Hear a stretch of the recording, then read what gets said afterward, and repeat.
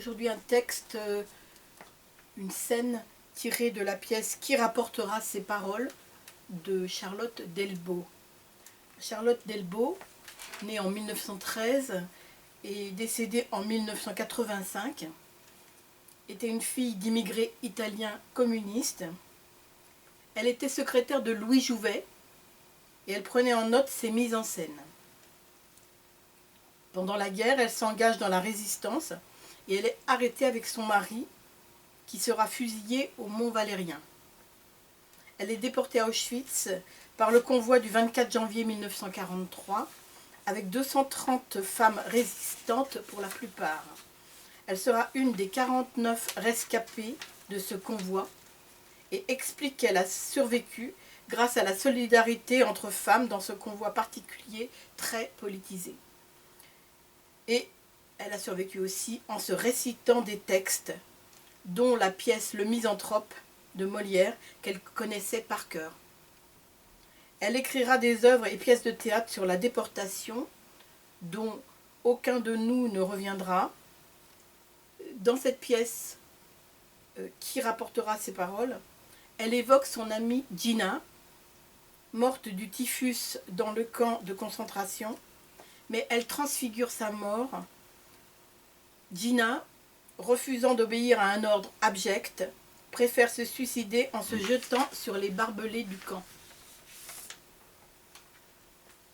Que te voulait-elle? Il faut que j'aille dans sa brigade. Mais c'est impossible, tu lui as dit que tu ne voulais pas que... Elle a pris mon numéro. Mon nom est déjà sur sa liste, c'est un ordre. Dans la brigade des mouchoirs blancs? Oui. Que faire? Que pouvons-nous faire? Que faire? Impossible de faire cela en tout cas.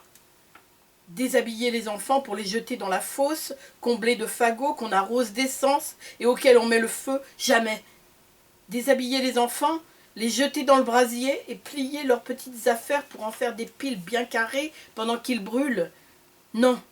Que faire? Il reste toujours un choix.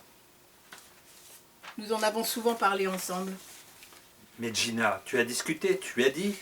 Inutile, Françoise. Tu penses que j'ai essayé. Que vas-tu faire? Quand la nuit sera tout à fait noire, j'irai au barbelé. Je vais avec toi. Non, il faut que tu restes avec elle. Que lui dirai-je? Tu lui expliqueras le plus tard possible. Le plus tard, c'est lorsqu'elle se réveillera, tout à l'heure, à la sirène, et que tu ne seras pas à côté de nous. Je voudrais te parler. Il semble que j'aurais tant à te dire avant que nous nous quittions. Les paroles sont perdues à celui qui va mourir.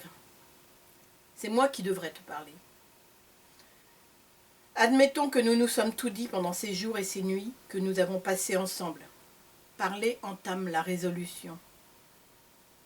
Nos maris ont encore pu écrire un nom sur les murs des casemates où ils passaient leur dernière nuit avant le Mont Valérien.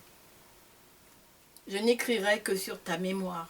La mémoire est fragile ici. Tu tiendras. Le plus dur est passé. Souviens-toi de ce que je t'ai dit pour mon père. Je me souviens, je me souviendrai.